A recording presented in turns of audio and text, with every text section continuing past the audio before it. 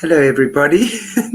As you can see, I'm getting life sorted. Well, hello, everybody. Welcome to Solutions with Aquarius Rising Africa.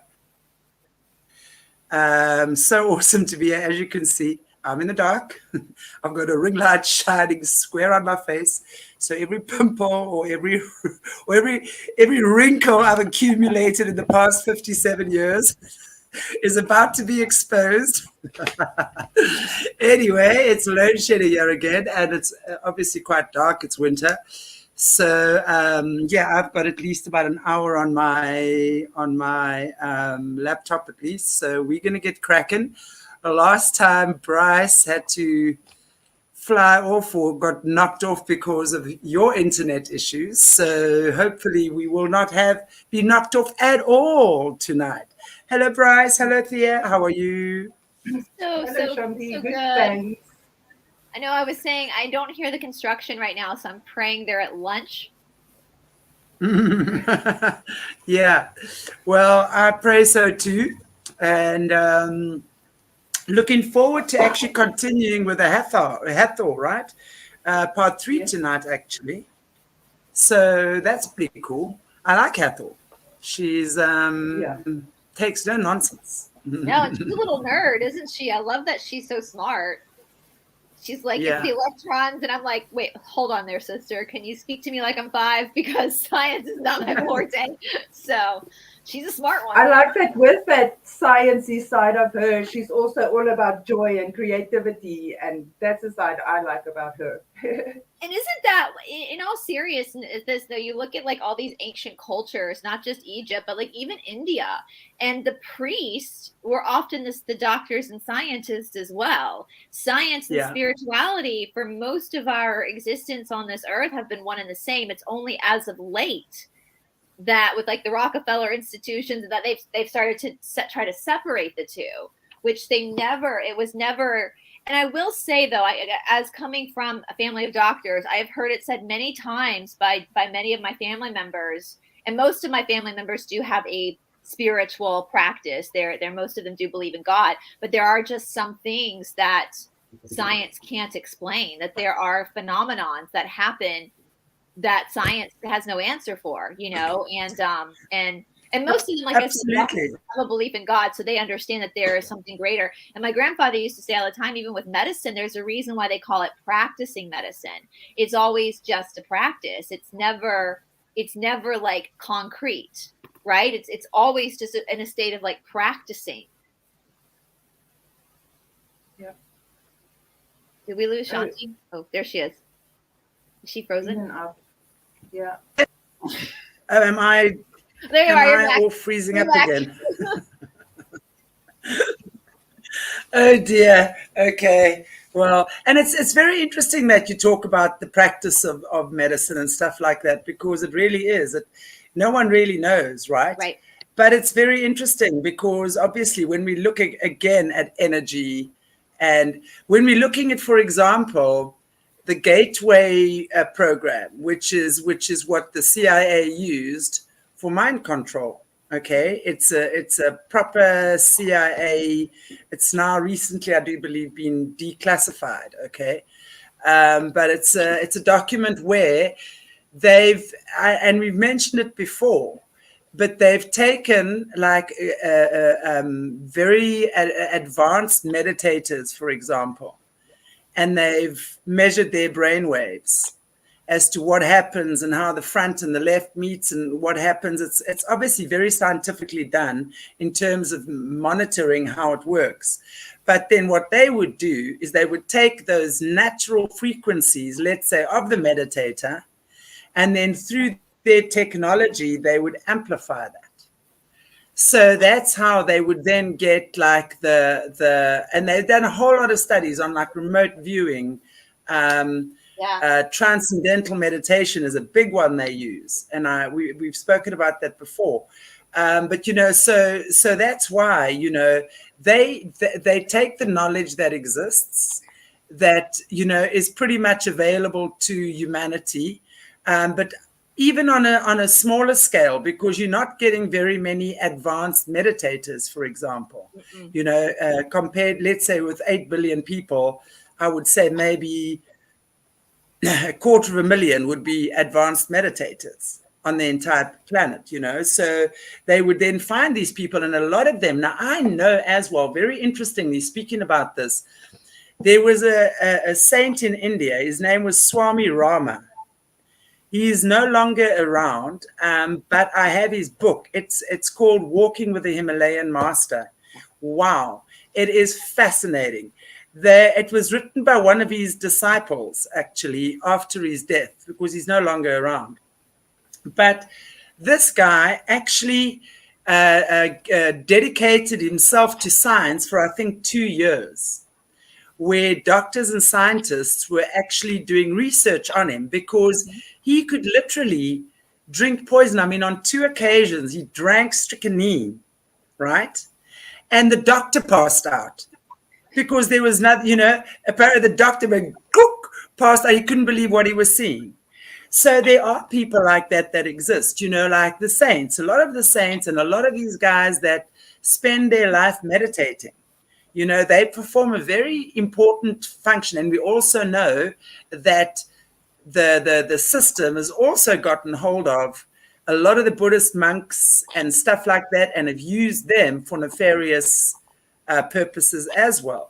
Because when they chant the and when they because we know the symbol of the is the original mantra of God, if you will. So they know exactly when they get that at the right resonance, it opens up, it frees things, and it allows you to go deeper. But the question again is, what are you using that portal for?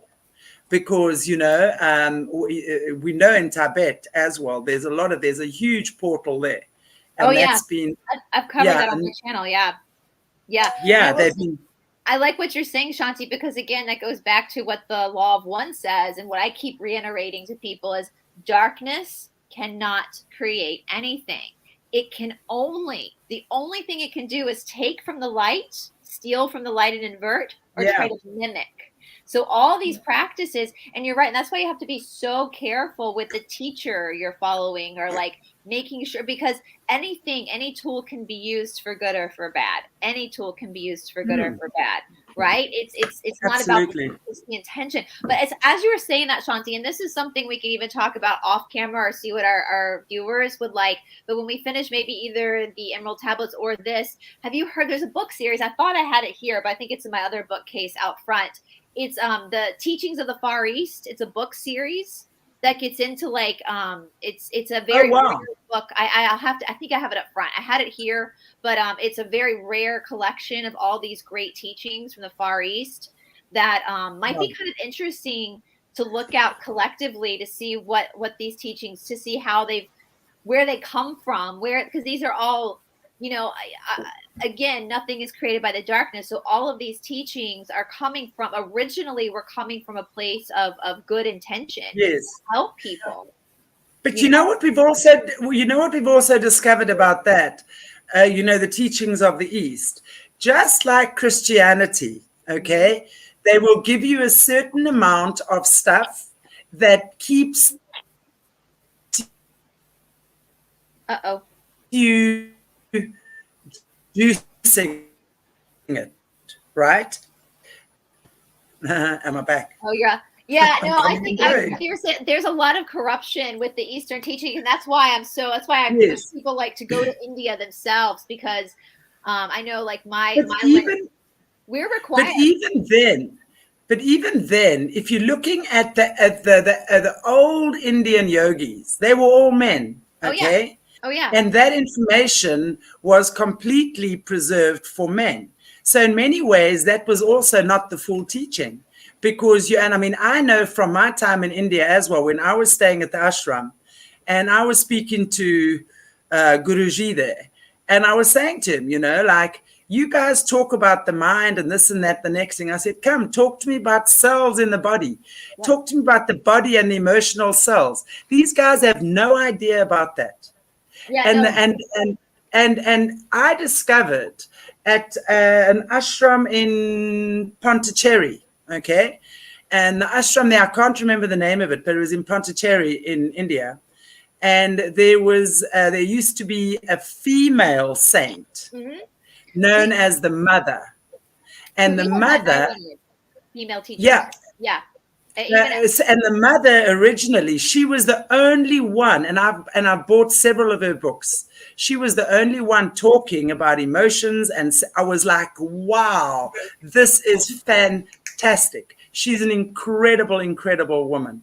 So what I'm saying is that just like with certain religions and indoctrinations, they have given the yoga world and the Eastern teachings certain stuff.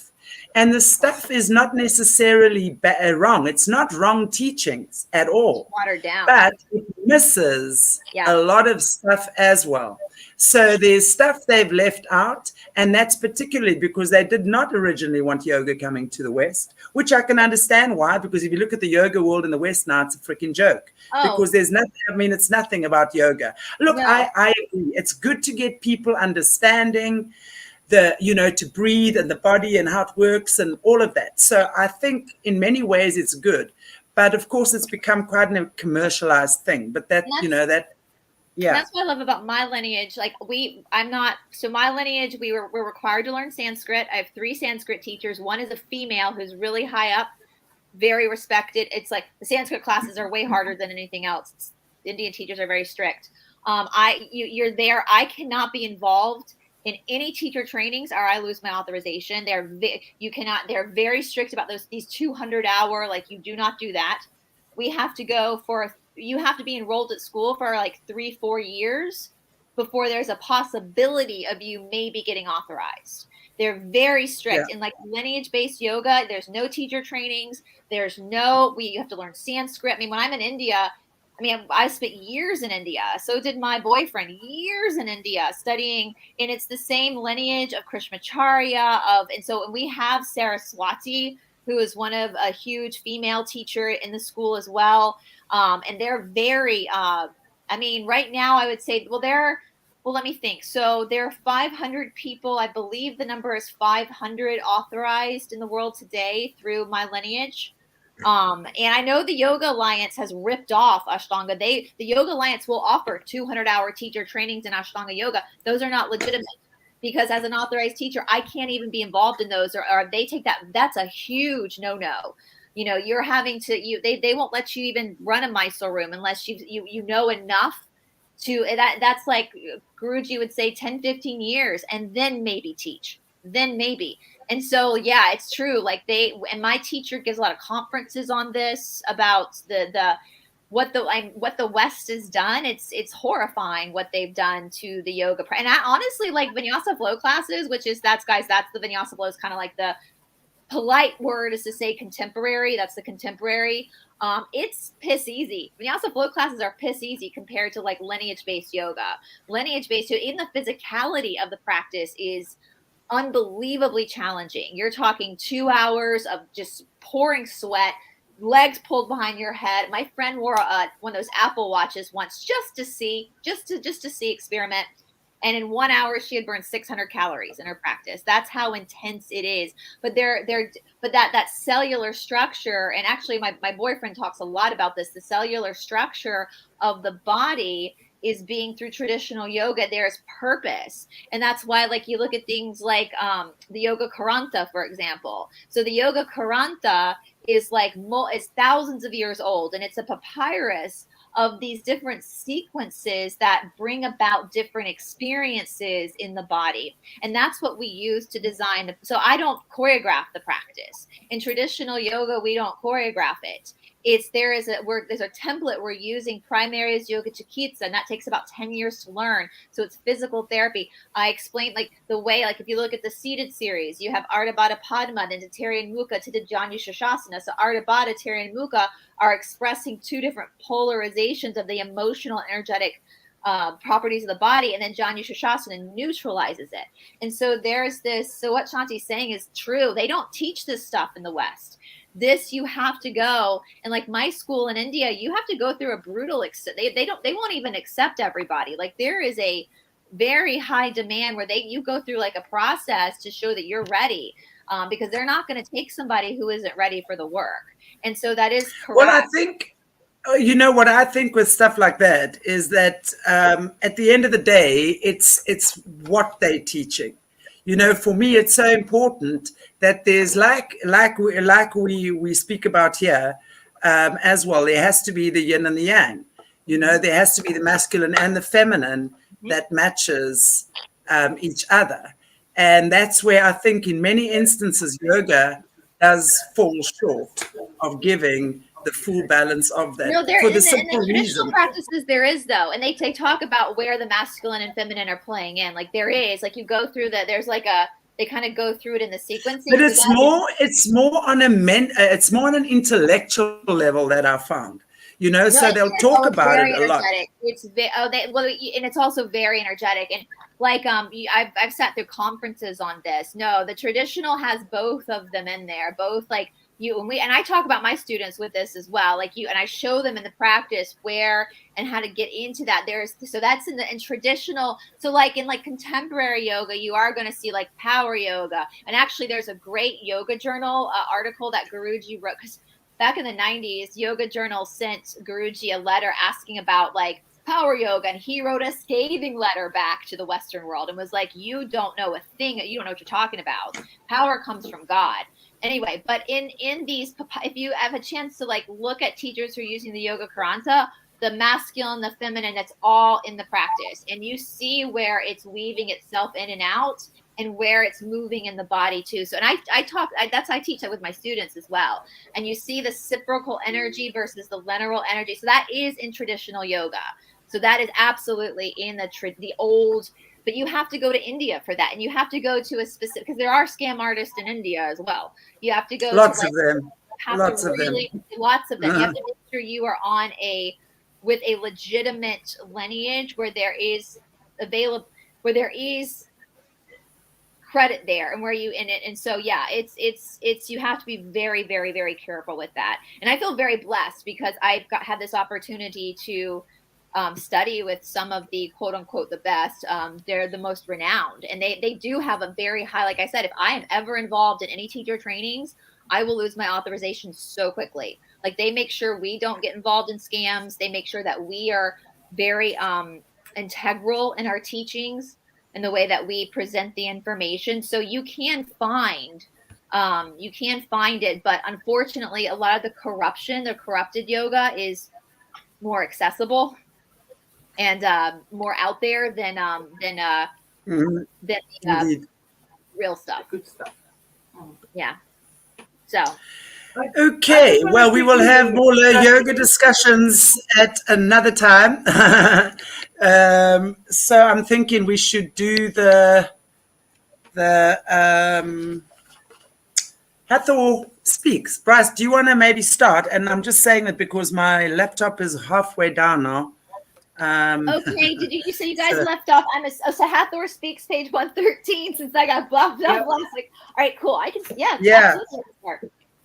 So she says, I am here as your loving witness in reflection of your worthiness to receive every blessing of your unlimited divine consciousness. You are worthy of the Holy Spirit's creative power within you to manifest heavenly realities on earth.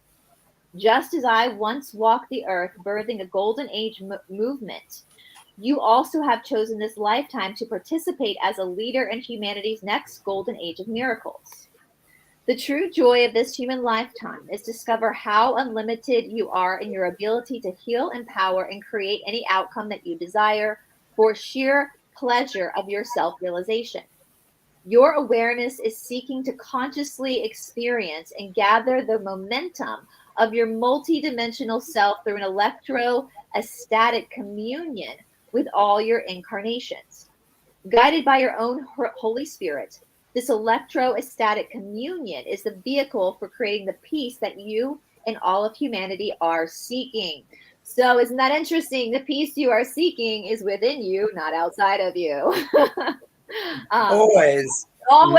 We keep thinking the white hats are going to come save us. No, darling, you're the white hat. You got to save yourself.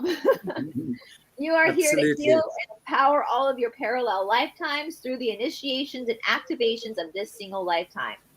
The electrons in your body are the Ark of the Covenant vehicle for your awareness to unify all of your oversoul sovereign power of this lifetime.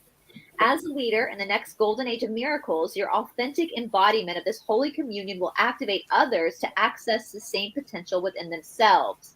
So I want to clarify this because people have asked, and I did on my channel, my friend Cindy and I did a breakdown of what the Sophia code actually is. So when she says what she's saying is, it's almost like when you notice, like when you start changing yourself and working on yourself, people around you will be affected by that and will maybe inspire them to work on themselves, but they have to activate themselves. No one has the ability to activate anybody else. You have to, and that's the beautiful thing about the Sophia code is they're getting you to really harness in that yourself. They're just guiding you to do it yourself.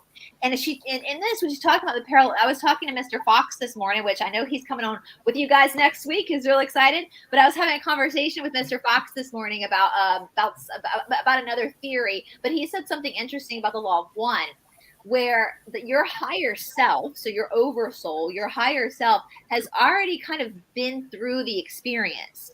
And so that connection to self is guiding you to take that same experience, if that makes sense. So it's interweaving, that oversoul is interweaving every single parallel existence. Yeah.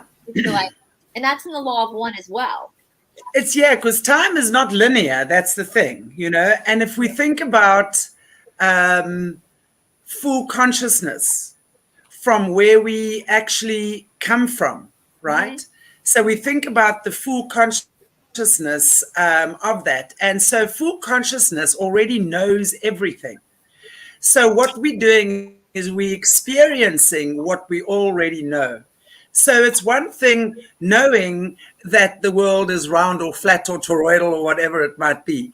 But it's another thing actually experiencing the journey around it, right? Yep. So that knowing of what we already know, as you say, the oversoul or divine spirit or whatever, will now tell you what you need to know. So future self is telling you how to do it in this way. It's like, we definitely have the past. Now, the thing is, we can go to the past and learn through our experiences, or we can dig and get more and more sucked in and more fascinated with what the past and holds for us, which really is, it's destructive. We can use the past as our compass, if you will. The present or the now is always the best place to be, because in this moment I am safe. In this moment I'm secure. In this moment I've got nothing to worry about. In this whatever. And then the future self will really be the one that guides you and says, yes, be in the now, or what's your intuition, or whatever the case might be. So it's fascinating, when we started talking about these topics, because, time is not linear. It's only here on this planet that we experience time I don't know about any other planets, I can't say that, but I know that in the full consciousness, it's not linear time. And that's it too, right? Like we don't have that gut instinct. People say, listen to your gut. Well, that's your higher self nudging you in the right direction of where you need to go. And that's part of the yoga. Like the big concept of yoga is the illusion, right? The truth or the illusion. And so the illusion that you're living in is that we are stuck in a linear experience, and that's, we have these rules of the mate. That's the illusion. But seeing the truth through that illusion is that it's something much greater than that experience. And it's funny, Mr. Fox had said once that that yogis were the original conspiracy theorists. They probably were. Something's not right here. Something's not going. This shit's not adding up. And so a lot of these concepts you're seeing about her speaking are actually huge, heavy concepts in the Yoga Sutras, in the Vedic text, in because this is what, and it's one thing too. I actually filmed this morning talking about this. It is one thing to like mentally understand this, but it's something completely different to like viscerally understand this. Like as Shanti says, experience it and feel it in your being. She goes on to Totally. say, guiding mentor, I declare that your consciousness, that all knowledge about the quantum universe exists within your own DNA. So if all knowledge of the quantum universe exists within your own DNA, why wouldn't you trust your gut? Yeah. Why wouldn't you trust yourself? Exactly. Why would you look outside of yourself for knowledge? Why would you look outside of yourself for validation? Why would you need to look outside of yourself for respect or forgiveness or whatever it might be, you know? And it's so, and it's one thing understanding this. You know, how long haven't we and a million other teachers been saying the universe exists within you? Everything you need is inside you, you know? Yeah. And yet... Yasha even said that. Totally. And yet there we go, looking for validation and answers from those around us again, which is a normal thing. It is a normal thing. It's part of our human experience. It's not wrong to do that. It's just not productive, and it doesn't get you very far. It can get you further. And of course, it's very important if your self-esteem has been broken down and suddenly you meet a friend or a partner or something who says, wow, you really are gorgeous. I love your hands. Or you've got the best nose, and maybe that's the thing you hated the most about yourself. And suddenly you can start looking at yourself from a different perspective. And absolutely, that's why it's really important to, you know, compliment people, support them, you know, point out their good qualities or their good aspects or whatever, you know, and that way we help to build the other up. But ultimately, we all have to resonate and recognize that if someone says you really are beautiful, you must know that maybe you're not Miss World or whatever, but there's beauty, because beauty is always in the eye of the beholder, right? Yeah. So the beauty you have to recognize within you. You have to recognize your own special brand of beauty. And that's what you've got to rock. So when you rock that, you are who you are yourself, you live in your own unique individual life, and you're now the perfect piece of the puzzle that slots in with all the other perfect pieces, if you know what I'm saying. And I will say it's the energy. I want to reiterate what you just said, Shanti, because I lived in LA for a while right after college. There are a lot of real beautiful people in Los Angeles, and you see them and they're strikingly gorgeous, but then you get to know them and they become real ugly real fast. And then so it is, yeah. And that's another good thing too you brought up too. I was talking to somebody else about this morning, about the idea of attachment. You know, especially if we've been through trauma, if we've been through a bad relationship, and we meet somebody that helps us heal that and see ourselves in a different way, then do we become attached to that person? Do we have attachments to different things or people? And to understand that when we have that attachment to something outside of ourselves, that is our disconnect from higher consciousness. And then when you see it like this, that you already have, you know, we can love people, want to be with them, but to be attached in that way becomes toxic, because you actually have everything within your own. And it's easier said than done. I mean, this is why we can't. Totally. I mean, you know, got to find that balance between appreciating when someone is appreciating you, but not take that as gospel truth, in good or in bad. I mean, people can tell me, Chantelle, you're the most awesome woman on this planet, you know, and that doesn't make me the most awesome woman on the planet at all. You know, that might be what you're seeing. I certainly might not be thinking that, you know, or you can tell me I'm the most awful creature that ever existed. I know I'm not. But it doesn't matter. You know, we have to be able to identify strongly enough with who we are, so as we are not affected one way or the other by someone else's opinion. And of course, it's like the scales, right? So we have to find that balance. We all go through the up and the down. I mean, how do we know about truth if we don't understand betrayal? Because betrayal is the opposite of truth. Right. So what's the truth about the betrayal? That's what we've got to ask ourselves, you know? And so not to avoid betrayal. If you're avoiding betrayal, it's going to follow you. I promise you. It's 10 times worse. You better believe it's going to follow you, because something in you is not in truth with yourself. That's what that means. You are still betraying yourself on some level by believing something is or isn't, or disbelieving. It's up to you to figure out what that is. So that's when we still feel that the world or people can betray us, that somebody needs to look after my heart, then I tentatively give it to you and say, don't you dare cheat on me, or please, if you cheat on me, I'll die, or whatever the case might be. You're then giving your power away, right? So it's up to you to say, well, I can't control what that person does. I can be living with them, but they could be telling me they're going to the grocery store, back half an hour later, and they could have met someone else. I'm none the wiser, right?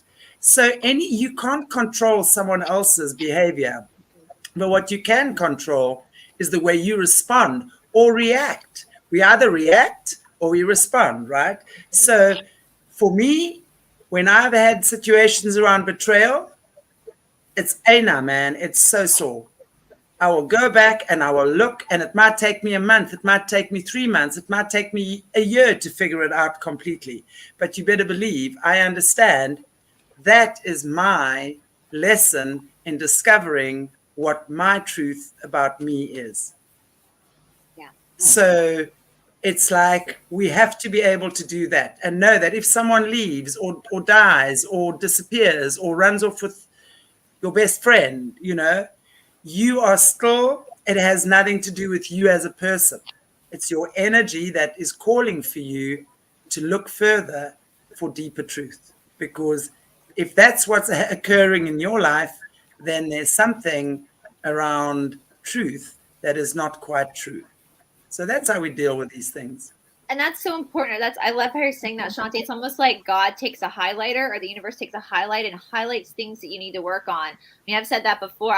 In my late teens, all throughout my 20s, into my early 20s, I would date men who would cheat on me and were narcissists and all this kind of, and it finally got to the point where it was so bad that I ended up in trauma therapy. And I took time and really worked on myself with my trauma therapist, with yoga, all that kind of, and back and forth to India. And I knew that I had reached a level of healing with that wound when I started to attract really healthy men. Really healthy. So it was a level of health I had achieved, because like attracts like, right? Sure. And so God wasn't punishing me by, before that, attracting these men who were very good looking men. Don't get me wrong, I only date good looking men, but we're also we're cheating and kind of assholes, right? Like the bad boy, But it was never about them. It was like the universe going, hey, sister, like, let's work on this. I'm going to keep showing you examples of where something's broken so that you can go, well, not necessarily, we're never really broken, but where you misunderstand something about glitching, where something's glitching. Yeah, glitching. And let me tell you, when I went through trauma therapy, pick up the glitch. Right? In trauma therapy, we never spoke about any of my exes. It went all the way back to my dad. When I was 8 years old, something happened with my father that we really focused on. And once I healed that, it was one conversation that happened with my father that was really the start of it all. And I didn't even aware. The minute we went back and healed that, though, everything else, I started to have these like aha moments.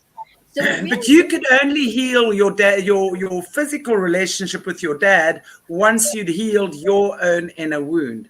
Yeah. So actually, you have to shift. Yeah, you individually, if you've got an issue with someone, you need to see what button they're pushing inside of you, because they are not doing it to you, they are being it for you. Your father will show you what you need to heal.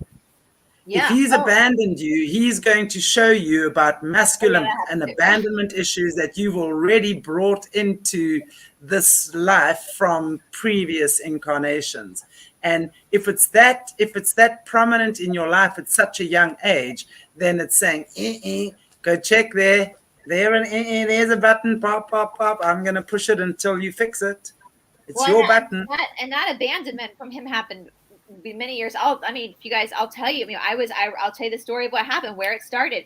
My memory, I was like probably 7 or 8 years old. And my dad is the type of person where you would say, like, Dad, I'm cold. And he'd say, no, you're not. Dad, I'm hungry. No, you're not. Like he was in, and I remember being in the car with him. And this was, now we have rules about this. when I was now in the United States, kids sit in car seats till they're like 18 years old. When I was a kid, that wasn't the case, and we got to sit in the front seat. You know, I was sitting in the front seat of my dad's car, and we were coming around a corner, and I had said to my father, just in conversation, I think I was daydreaming. I was like, Dad, I can't wait to be a grown up because I want to live. I think I said a city or New York City or something. You know, we lived right outside of Atlanta, and I just love cities, and I was like, I can't wait. And my dad goes, you will never live there. No. Like the way he said it to me, it was very demeaning. And I went back to that with my therapist, and my therapist, the first thing she said, she's like, well, you're an Aunt Brice. What if you were in the car and your nephew said to you, Aunt Brice, I can't wait to grow up. I'm going to have a farm. And living on a farm to me, I couldn't do it. But I would say, you know what, Charlie, my response to him as Brice would be like, that sounds awesome, Charlie. I hope you get to do that one day. And my therapist had me go back and say that to myself as a child. And it's interesting. And that was the beginning of the therapy. And then we kind of worked through other issues. And something that I learned a lot of times, I think we often take on other people's, especially our parents. Your family is your karma, right? That's your karmic relationships. And so I think we sometimes also start to take on other people's trauma as our own, as if we've caused it or we're supposed to heal it. And at this moment in my life, it was actually with my therapist, I made the decision to put a boundary up with my father because it's not a healthy relationship. I'm working on myself to grow as a person, and he's married to someone who's very abusive. And so I made that decision to say, not going to happen. I mean, my stepmother already blocked me on his phone anyway. So it was pretty easy to be like, it's fine. And when I made that decision myself, I took a lot of my power back in that way. And I can recognize, I'm very grateful to my father for being my father. I recognize the lessons that I have learned from him. But I recognize, but I also recognize that he has a lot of trauma himself that I can't fix. And it's not my job to fix. And so that was something. And so I'm actually, even though I would love to have like a daddy, you know, girls that have like, oh, my daddy, even though they're 40s, even though I would love to have that, I'm grateful that I have a great mom and a great stepdad. I'm grateful though that I've had this experience with him because it's taught me more about myself. And that, and I have a great boyfriend at this time, you know, so all that got itself sorted out. And, you know, it's, I will say what happens too with that type of mental trauma is you do start to second guess yourself. And I will say when other people started to validate me and my experience, I'll never forget my dad's youngest sister, who is a doctor, a psychotherapist. She, there was one day I was in my 20s and something had happened. I can't remember. And I was at my grandparents' house. My dad's parents were awesome, crying. And my dad's youngest sister, my aunt, came up to me and she said, Brice, I hope you understand that your relationship with your father is one-sided and it always has been. Meaning I, as the child, was the only one fighting for that relationship. And having my dad's sister say that to me, validate that for me, meant a lot to me because all of a sudden I realized I wasn't crazy. Right? So that's what Chanti's saying. It's important when you have these people that kind of come in and say, this is what's going on. Like, you're okay. Does help in that healing process. But then if I were to cling to my aunt, then that would become toxic itself. But, you know, and it's all happening for you. It's all happening for you. And I'm so grateful. Like my sister's husband, her kids, they have the best dad ever. So like that stopped with my sister too, because her husband's amazing with their children. Like he's the best dad. He's so attentive to his kids. And, you know, I'm just so grateful that they've got that experience with him, you know, and they didn't, my sister didn't replay what we went through. You know, she herself was able to kind of change that trajectory. You know, and I'll say, I'm in urge to say this too, if this helps somebody, speaking of abandonment, my father did leave when we were teenagers and he kind of abandoned us. You know, he wasn't really around. I haven't had a birthday phone call since I was 18 or a Christmas phone call. Like I never hear from him. And I'm his oldest child. I'm his firstborn, you know, and I kind of forget now, like my birthday will pass, like, oh yeah, my dad, I don't even think about it anymore. But I'll never forget when my grandfather was dying, when he was in the process of dying. This was years back. And I was trying to have a relationship with my dad, again, being the one trying. My dad got real snippy with us because we didn't know what it felt like to have a parent die. And I felt that anger rise. I was like, listen, you are in your 60s and your dad is in the process of dying right now. Your dad never abandoned you. Our father abandoned us by choice. So no, Dad, we don't know what it feels like to have our dad die, but we sure know what it feels like to be abandoned. And at that moment, and I had gone through a lot of healing at this point, so I saw it for what it was. I was like, this man is so wounded that he cannot even see his own actions truly. He cannot see the actions he's created towards his children, his own children, because he's so stuck in his own trauma that he cannot even understand what he has done as a father to us. He has never won Father of the Year. Let's just be clear about that. You know, but therein lies the healing. Therein lies the healing, actually, because in that moment, you understood the truth.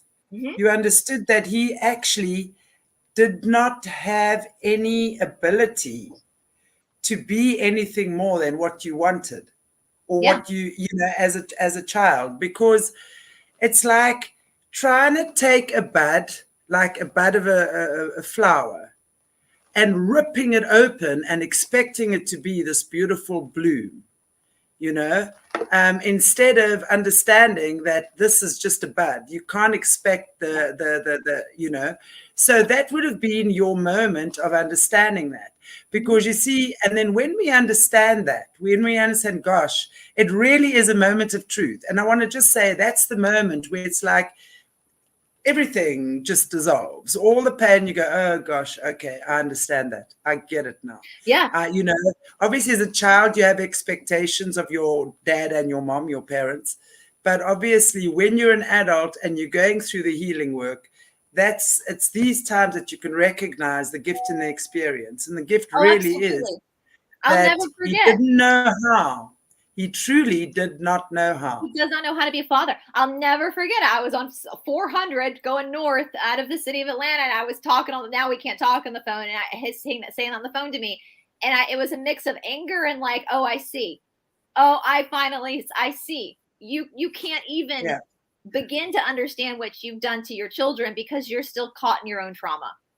Because what you've done to your children is 10 times worse than what your father is leaving you because he's dying. Our father left us by choice. That's a total, you know, and you know, and it's made me understand the strength of my own mother. The fact that my mother at that time, like, really put herself out there to protect my sister and me, and to learn from that, her strength of going through what she went through. And so, yeah, it's you can be in two places. I can sit here and be like many people watching, like, I had a shitty father, blah, you know, all deadbeat. I mean, my dad wasn't deadbeat in the sense like he sent money, but you know, never showed up. Or I can say, thank you so much for these lessons that you've given me. Thank you so much for teaching me how to heal myself and not depend on you. And the thing is even his parents, my grandparents, I was very close to his parents. I loved my dad's parents. I don't know what happened to my dad. That's his business. I love my aunts. But that was a friction that I needed in order to fulfill my journey on this earth of learning. And so I hope people watching, and you know, I know we've kind of taken a left turn from Hathor, but with the idea of everything being within you. And it's not like, I mean, it takes a lot of Ashanti's right, of going into that darkness and that pain and that why me to eventually then come out the other end. So it's not like you're all of a sudden going, oh, it's fine.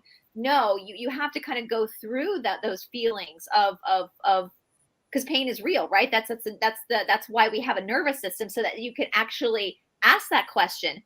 Well, why me? Why is this happening? I mean, our friend Cindy, who's worked with us before, I said that's without suffering, there would be no mystic, because without suffering, there's no questioning.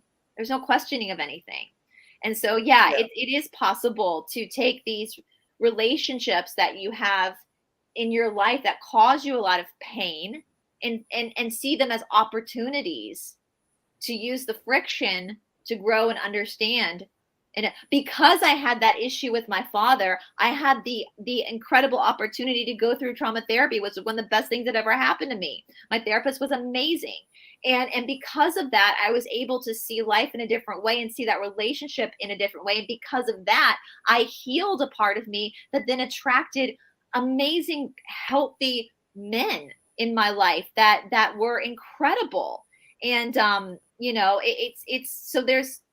without that experience in the darkness, would I have ever found the light, if that makes sense? Would I have ever met these, my boyfriend now, or any, without that experience? So I'm totally grateful for the father that I do have. I'm totally grateful because that was what I was. So I hope that makes sense, that, you're never being punished. There's never the universe. God is never punishing you.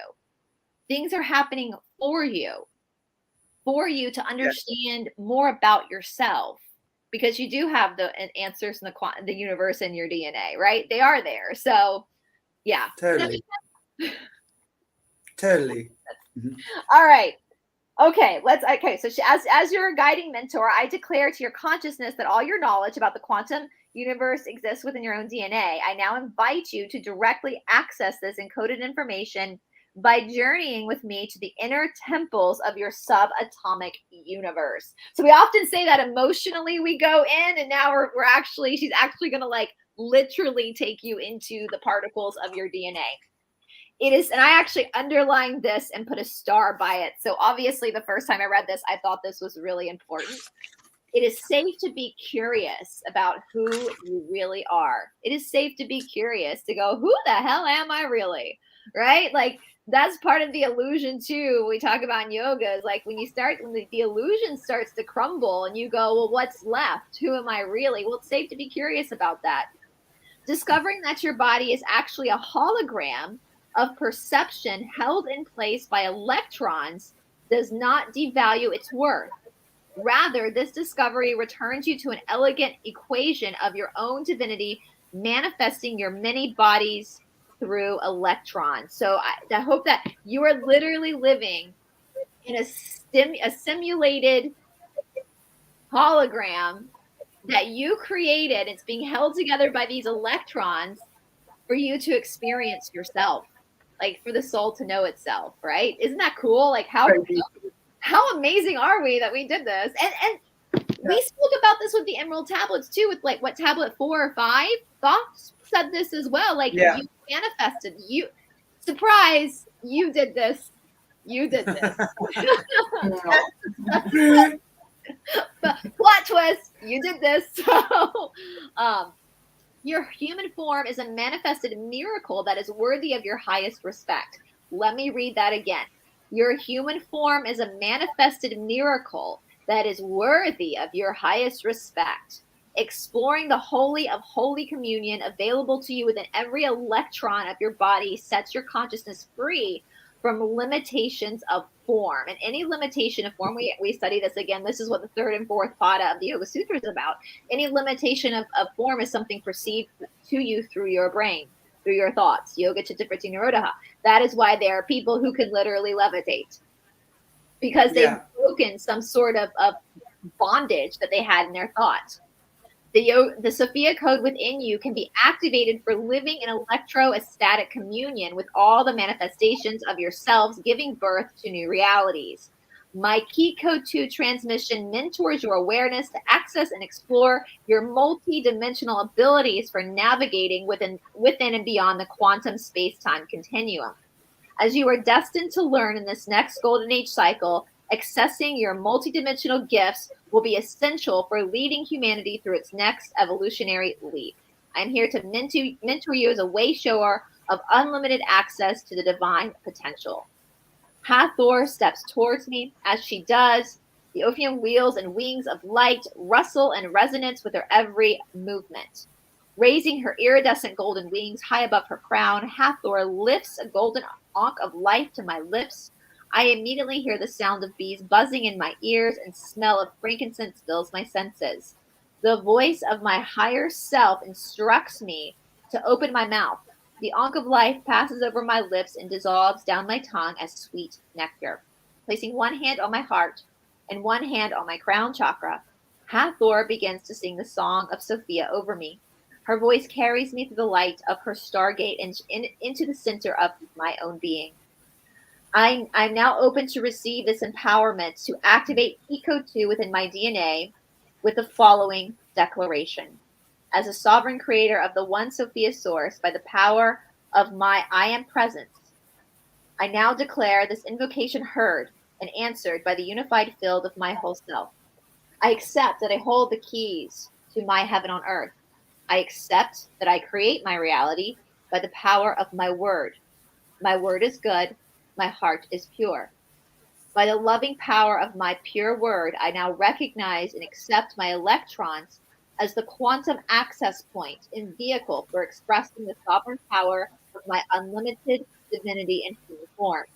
At the center of my being, I locate the original blueprint zygote cell from which all the cells of my body have been replicated. I see it glowing within my heart, surrounded by an emerald green light. I've got that highlighted as well. Emerald green, the emerald green light of the heart chakra. I journey at the speed of light through the plasma and membrane of this cell. I walk on water across an ocean of humming organelles. I pass through the great labyrinth of endoplasmic reticulum. I'm telling you guys, Hathor's a nerd. We're getting into some nerdy stuff now. And arrive at the temple gate of my cell's nucleus. Very sciencey. My awareness is welcomed, and I invite it into the holy halls of my chromatin. I adjust my eyes to the brilliant light that floods my awareness. Billions upon billions of electrons now come into my focus. My awareness is illuminated by the infinite living libraries of DNA before me. Isn't that cool to think of your DNA as just like this huge, like the library of Living library. Living library, and you can just go in at any point and access things. And that's part of the fourth density positive. We will have a collective memory bank, and for whatever that looks like, where you will be able to tap in to certain experiences. If there's an experience you need to learn from that you haven't had, you can tap in to a memory, into a collective memory bank. So what she's talking about here really does mirror what fourth density positive looks like according to the law of one. This idea of yeah, and it's interesting because if you look at the opposite of that would be the meta, right? And the super artificial intelligence. So it's like they're again mimicking God's steps, if you will, God's stairway. Let's call it God's stairway. So they mimic that, and then they turn that into all their own nefarious little meta games and disappearing into a meta universe and stuff like that. How interesting. Absolutely. Yeah. That is super interesting. Yeah. Hathor appears beside me and guides me to focus upon the infinitely looping strand of DNA that creates chromosome 3. From this cellular perspective, chromosome 3 is enormous, and I marvel at its perfect library of information that continually regenerates parts of me. Hathor now invites me to step upon the spiral helix of my DNA ladder. The ladder is both form and formless, a chemically bonded, configured sequence whose architecture is highly activated by my presence upon it. Hathor directs my awareness to steer closer at the DNA helix, whose rugs are made of conjoining nucleotides. All right, do we want to pass it off to somebody, or how much time do we have left? I think go, Brice. Finish it. Unless you want to go, Thea, we've got a few pages. Do you want me to keep going, or Thea or Shanti, do you want to take over? I've actually got. You see, I'm sitting with a flashlight here. She who's the light bearer. So I'm probably not the best reader right now. I don't know if Thea, you want to take it, or Brice, you carry on. I'm cool. It's just that I've got whatever you want to do. Yeah, I can keep going till the end if you want, or do you want to take over? You keep going, because I'm sure you'll pronounce these words much better and easier than me. Science words. All right, let me channel the DNA from my ancestors who are doctors. So I'm like, English go for it. Yeah. All right, here we go. Hathor speaks. Reclaim your sovereign power today by blessing and affirming that these electrons are your unconditional divine inheritance from Sophia to create your DNA. As you stare into the light of these electrons, feel how the presence of your higher self is carried within every one of them. The totality of your whole self can be experienced within the quantum particle wave function. Reach out and bless this vehicle as a chariot of your divinity. All right. Okay. I'm starting to sweat because we're going to get into this hardcore sciencey word. So here we go. I step onto the nucleo base of my it's molecular formula. Brice. Yeah. Your microphone sounds hell awful. Can you hear me? It might be construction. They just started again. Okay, you're fine now. You just sounded like you were on planet Pluto. Oh. Yeah. Thanks, Kanga. All hail Shanti. I like that. No, wait, that sounds dreadful. Hold on. I'm going to stage this baby quickly because we got to. Okay. All right. Well, maybe if that happens again, let me know. Okay. Here we go. So the formula is C5H5N5. I hated chemistry so much. So here we go. I declare the following activation for every adenine nucleotide of my carbon-based DNA to now be operated by the crystalline chromosome of the Sophia code within me. By the power of my I am presence, I now affirm, bless, and consecrate the animating light of my adenine nucleotide as the Ark of the Covenant vehicle for my higher self's divine will. I activate the 30 electrons orbiting as carbon. I activate the 5 electrons orbiting as hydrogen. I activate the 35 electrons orbiting as nitrogen. From the quantum access point, I now broadcast this activation and declare the consecration of the 70 electrons with my adenine nucleotide to every adenine nucleotide within my human body. From this quantum access point, I now broadcast this activation and declare the consecration of the 70 electrons within my adenine nucleotide to every adenine nucleotide, animating all of my parallel incarnations across the dimensional realities. I am filled with the presence of my higher self's creative power, expanding and reaching through my adenine activation into every incarnation of my multidimensional self. I take courage in this cellular soul biofeedback as I witness my electrons emitting a natural joy for my higher self, traveling upon them into every direction simultaneously.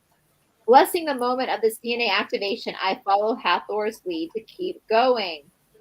Okay, I step to the right on my ladder of DNA and stand upon the nucleobase for thymine.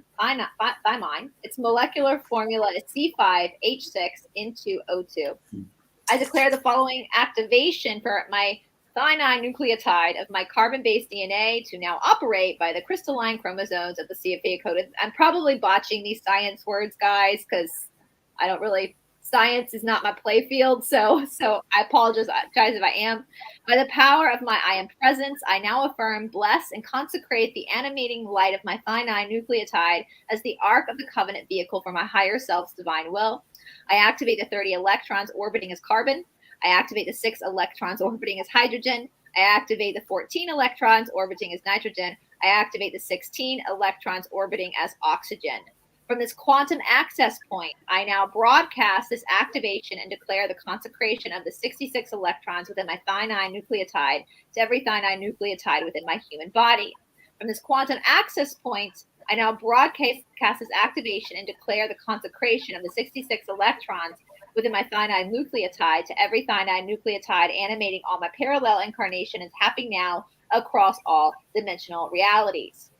I step up on the rug of my ladder of DNA and stand up to the next nucleobase of guanine. Its molecular formula is C5H5N50. I declare the following activation for every guanine nucleotide of my carbon-based DNA to now be operating by the crystalline chromosomes of the Sophia code within me. By the power of my I am presence, I now affirm, bless, and consecrate the animating light of my guanine nucleotide as the Ark of the Covenant vehicle for my higher self's divine will. I activate the 30 electrons orbiting as carbon. I activate the 5 electrons orbiting as hydrogen. I activate the 35 electrons orbiting as nitrogen. I activate the 8 electrons orbiting as oxygen. From this quantum access point, I now broadcast this activation and declare the consecration of the 78 electrons within my guanine nucleotide to every guanine nucleotide within my human body. From this quantum access point, I now broadcast this activation and declare the consecration of the 78 electrons within my guanine nucleotide to every guanine nucleotide, animating all my parallel incarnations across the dimensional realities.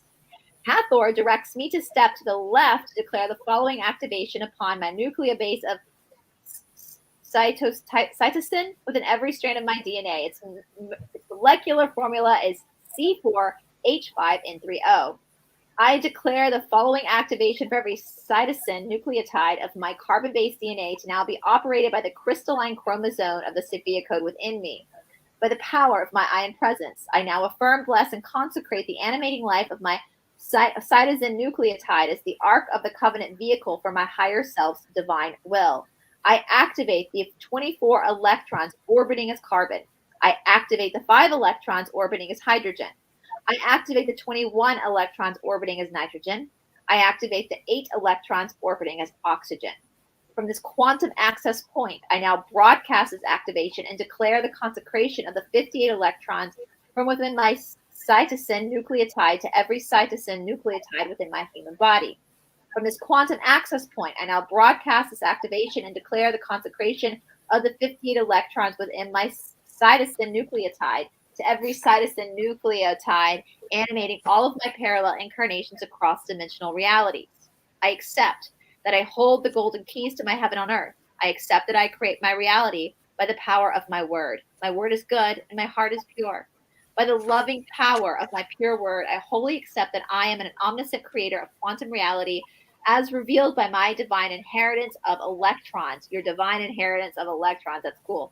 By the loving power of my pure word, I now command my higher self to activate all the crystalline divine qualities of Keycode 2 to the Sophia code within me as the new operating system for my carbon-based DNA. I now integrate this initiation throughout my entire body on all 4 levels of my being with grace and ease. I receive more of myself today. It is done. It is done. It is done. By the power of 3, a perfect trinity, it is done. Hathor raises her hands to me in a golden ray blessing for the embodiment of the divine feminine Christ wisdom. She sings a closing prayer over me. I feel my higher self sealing these activations of the Sophia code in the light and fire of my own Holy Spirit across all dimensions and parallel realities. As the electrons of my body whirl into alignment, I witness their orbital power as the Ophian wheels within wheels of light that exist within me, singing the praises of my own divinity. Hathor smiles at me as I recognize my own angelic nature taking flight within my human embodiment. She places 2 platinum ankhs, bejeweled with sapphire eyes, into my hands. As I balance their weight and beauty upon my palms, I feel the currents of my body deeply ground into a renewed connection with the earth. Hathor anoints my 2nd chakra, throat chakra, 3rd eye, and heart chakra with frankincense. I breathe in the sacred oil, and its glorious scent immediately shifts my awareness into this present moment of completion. I look into Hathor's kind and beautiful face, smiling in bliss before me. Countless Hathor angels surround her in a whirling golden radiance, embracing me into their unified field of unlimited divine love. I now accept the opportunity to mentor with Hathor as an exceptional divine feminine ascended master teacher for embodying my higher self's full quantum potential in human form. With an overflowing heart, I thank you, Hathor, for blessing me with your golden ankh of life and awakening me to my angelic human potential. Thank you for your joyful support as my mentor, guide, and friend throughout this empowerment. This initiation to activate Keycode 2 to the Sophia code within me is accomplished. I now close this ceremony with appreciation, thanksgiving, and reverence in my heart for all that I have received, both known and unknown to my awareness. I thank the power of my higher self and the love of all that is supporting my eternal success. And so it is. And so it is. So it is. And I have to show you a little something. Check what I got this week. Ba-dum. Oh, that's so cool. That is so beautiful. My beautiful baby brother made it for me. Oh, that's beautiful. It's made from the Darrow wood that comes from Australia. And he's a brilliant sculptor. and he's kind of taken. He does his art from recycling stuff, right? So he's taken copper wire and he's made the little stunts, and that's on the ones. Oopsie! Hey, where did I go? And then on the other side, he's covered it with a copper plate and he's aged it. And it's 6 centimeters tall. How cool is that? That is gorgeous. Beautiful. That is gorgeous. Oh, did she freeze? He made it for me maybe 2 years ago. Oh gosh. No, you froze he one made down. it It was perfect. Was it like that? Okay, he made it about 2 years ago actually, for me, and my one sister just came from Australia now to visit, so this came along. How cool is that? That is really cool. Very cool. That is awesome. So we all unked up, yeah. We all unked up. We're all unked up, Yeah. and we're next week we'll just get into green tara. That was the end of Hathor, and I just said that section. Angel Love said that section was crazy. I need to Google every word. Same, Angel. And tonight I'm going to be dreaming of nucleotides and atoms. Yeah, I was going to say there's some very cool comments here.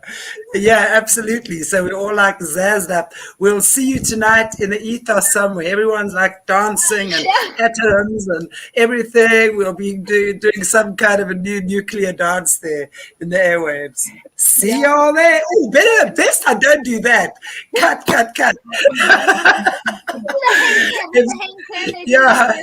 If somebody got hold of this video now, one of the charismatic Christians, I'd be in serious trouble because I'd be showing horns or something, Meanwhile, it's just like, man, you're so cool. Yeah, right. Oh, I have pictures of me doing that before I even knew it was. And somebody was saying the Texas Longhorns, that's their symbol for the Longhorns, is that hand symbol. So it's not always devil horns, guys. But you know what? To ward off evil. To ward off the ancient evil? Greeks, they ward off evil. See, there you go. The darkness can't create jack shit. They can't even create their own symbols. They got to steal it from the light. So. Yeah, and actually, but it's quite interesting because what Jesse was saying, they would take it and point it in a certain direction at people to cast a spell. And it's interesting that what you're saying, Nathia, is that they would use that same symbol, the horns or whatever, to ward it off. So, yeah, you kind of use the same energy in its opposite polarity, right? Which is pretty much what we do here, guys. I always say to people when they question this type of work that we're doing and talking about and reading, really, remember there's a duality to everything, right? So we're really just showing you guys the opposite of what they've done in the Luciferian system. This is the real stuff. So yes, of course, they've emulated the gods and goddesses, and they've turned them into their polar opposite. And of course, they're going to show them as Isis or whoever it is in with the Beyonce wannabe, But really, at the end of the day, that's just emulating. And of course, they're not going to turn her into a dark, ugly monster with revolting hair and stuff like that, are they? Because no one would be attracted to that. Human beings are naturally attracted to beauty. Yeah, it's not ISIS's fault that they've inverted. It'd be like, how would you feel if somebody inverted things? I mean, it happens to Shanti and me all the time. When people invert what we say. I get inverted. Yeah. Like, I never said that. Like, somebody's totally manipulating what I said. So yeah, I think that's but isn't that like what Hathor and they've all been saying? I mean, honestly, if you read this book, there's nothing evil in this book. It's all about love and forgiveness. And isn't the God of light, if we divide it between Lucifer and Source, the God of light is a God of loving, healing, unlimited mercy and understanding and just unconditional love. It's not punishment and chaos and and that's what this book, and this is my Bible now. People ask me, what Bible do you use? This is my Bible.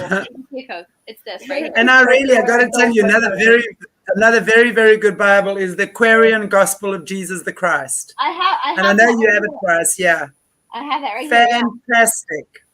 It talks about the 18 years where Christ was in the missing years that he was not appearing in the Bible. I mean, if I was a Christian, that's the first thing I'd ask. Well, where was Jesus then?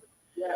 And in this book, it talks about him being in Tibet, in India, in Greece, in Persia, Egypt, 5 places, and in Egypt. There was in the missing books of the Bible, he actually teaches his disciples yoga, like actual asana.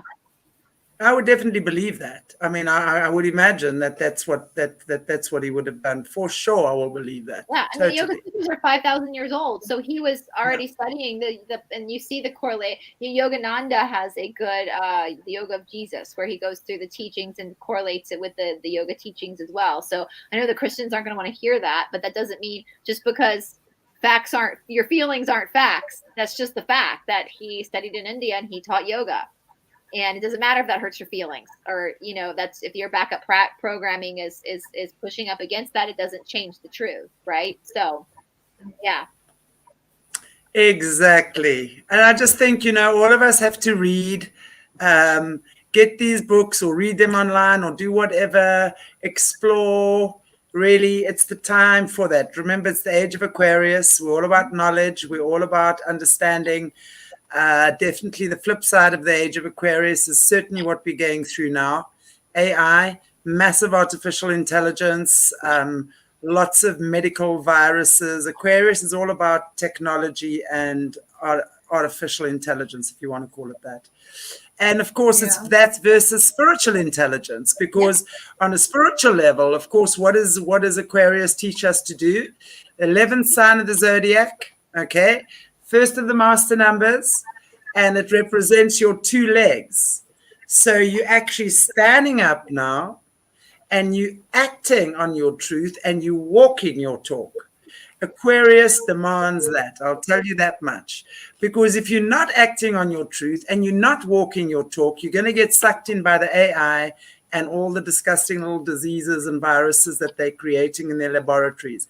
But if you are acting in alignment, if you are listening to your free will, because we have free will, right? And if you are consciously taking those steps in the direction that is of service to others, and of service to others does not mean you serve yourself. You can only get to the point of being of service to others in your true nature when you've understood what it really means to serve yourself. And it's not in a narcissistic way. It's understanding when your tank is full. In other words, when you're aligned with God's will, that is for you, because God's will for you is your will for you, actually, right? To get to that point of understanding that, you have this co-creative relationship with your creator, and you act on that. And when you act on that through meditation, prayer, yoga, or even if you don't like yoga, do anything else that takes you deeper, whether it's Pilates even, or Qigong, or anything. Bar is like the way you work your inner thighs. They're getting to the bandhas. That's a beautiful practice to activate a spiritual awakening. Absolutely. It really is. It's and it's amazing to be able to, because, with yoga as well, it means a prayer to the divine through your body. Every movement is honoring God for creating this amazing body, and just being able to breathe, being able to move, being able to twist, appreciating your physical form. We know it's temporary, but it's the most beautiful gift that you're ever going to have. So treat it as such, treasure it as such. And when you do, it starts looking after you in ways that you cannot even begin to imagine. It really is. It's this beautiful. And, sitting with yourself in your body is really like sitting with God.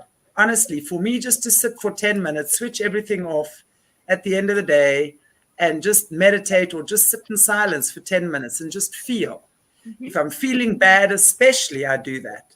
I especially, if I'm feeling bad, I'm especially going to go into those places where I feel bad. And even if I don't get answers now, I'm writing, I'm reflecting, I'm communicating.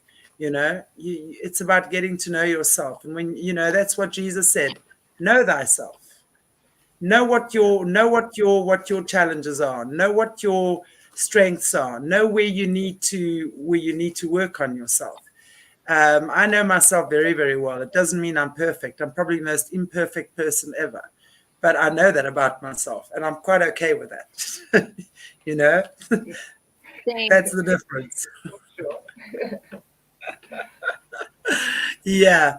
Okay, guys. Well, we've been on for a nice long time tonight, and I hope you've enjoyed it being with us as much as what we've enjoyed being with you.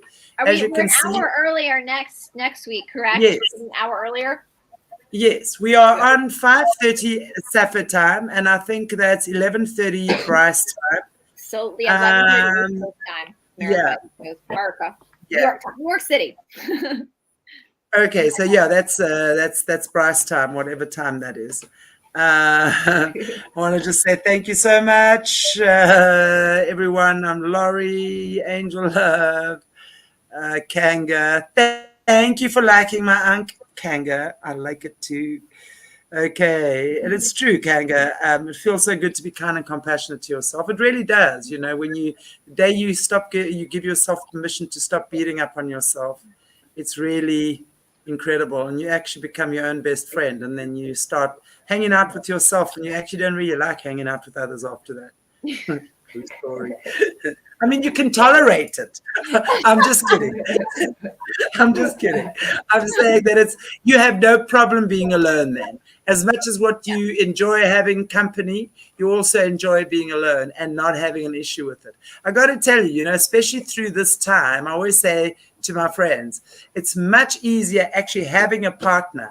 Doesn't matter how much they irritate you. I promise you, doesn't matter how much they irritate you, and especially when you're going through difficult, challenging times. When there's two of you, there's someone who can give you a hug. There's someone that can make you a cup of coffee, or there's two people earning money, or there's someone who can be your backup or whatever.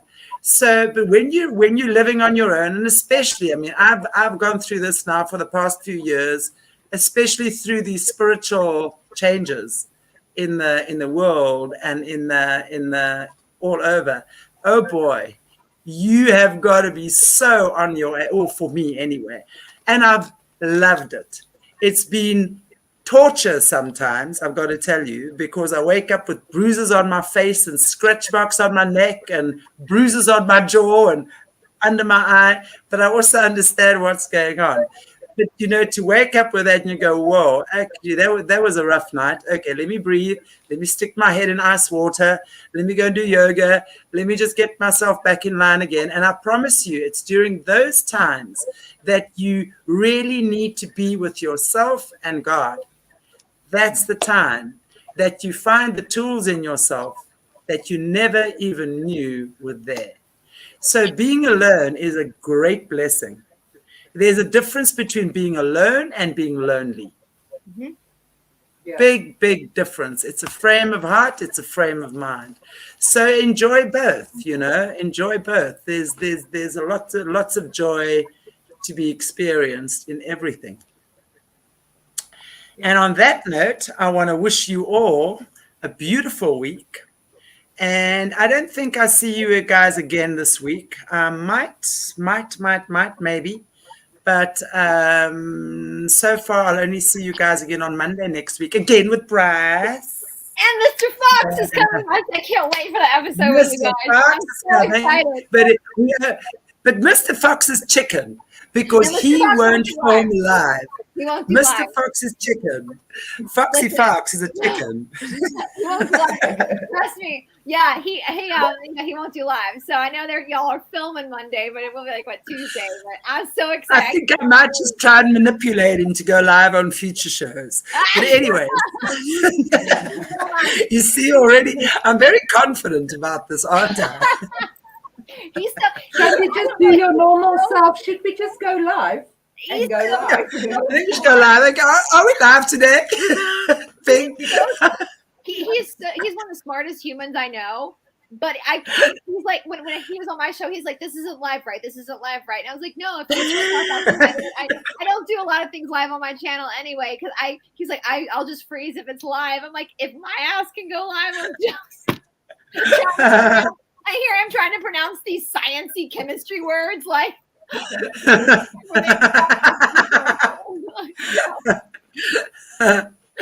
Oh wow! So, Lovely.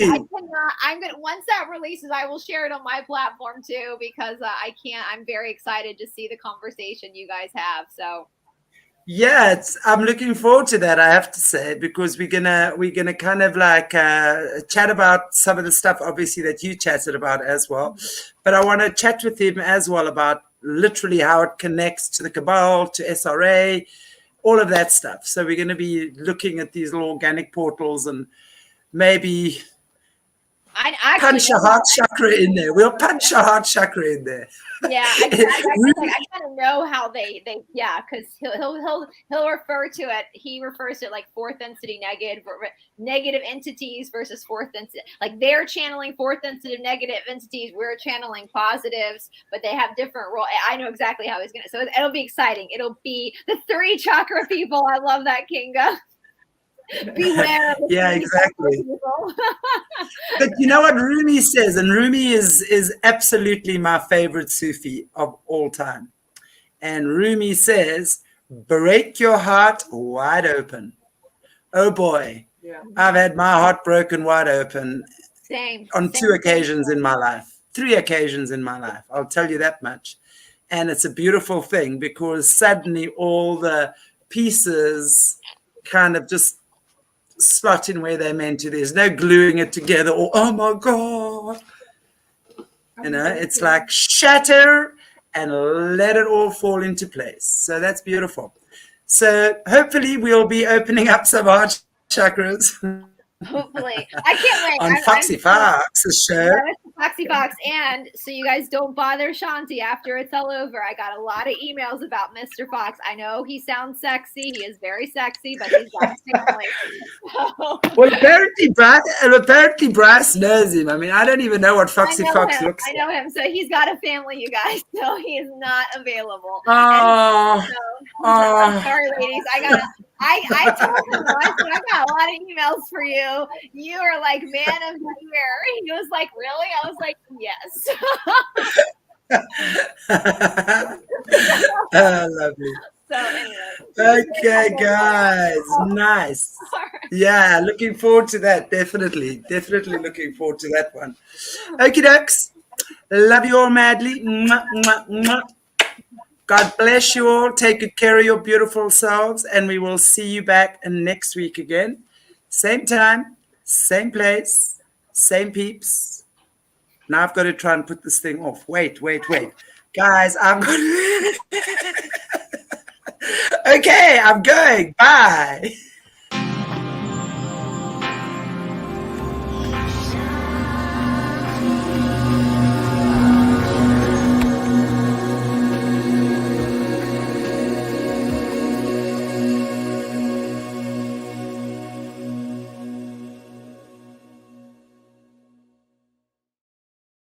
Thank you to our beautiful Patreons. I meant to say to you beforehand.